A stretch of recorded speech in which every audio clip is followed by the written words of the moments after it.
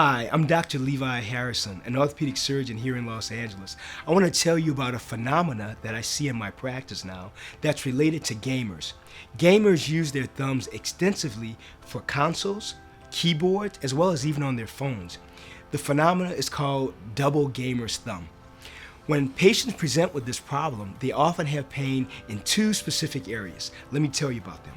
They have pain in the front of their thumb, this is called the volar aspect of their thumb, as well as the back of their thumb. This is referred to as the dorsum of the thumb. Therefore, they feel locking and clicking and pain in the front of their thumb as well as dorsally.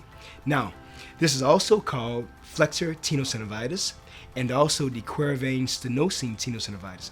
Both of these together, I now term double gamer's thumb. Now I want to tell you a few ways to prevent this, and I also want to tell you more about the stages of double gamer's thumb. So let's begin. It's imperative that you work out every day. Work out 30 to 45 minutes every day to keep up your core, basic strength and fitness level. This is important. Now let's go over a few exercises right now.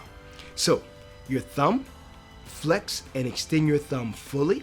That's the first exercise that you do during your stretch break of 5 minutes every hour. You do this for 15 times, up and down. The second part of the stretch would be the following: around the world, circles, 15 times. Then reverse the circles, back around the world, 15 times. Next, your thumb is straight up, fully extended. Bend the joint. This is called the interphalangeal joint of your thumb. Bend 15 times. Then at the MCP joint, the metacarpal phalangeal joint, again, bend that 15 times. And then make a full fist. Very, very simple. Then the last exercise, also very important. This is take your wrist, radial and ulnar deviation. This is radial deviation, this is ulnar deviation. 15 times, back and forth. Very easy. Do this during your 5-minute break, and then make a fist. In and out.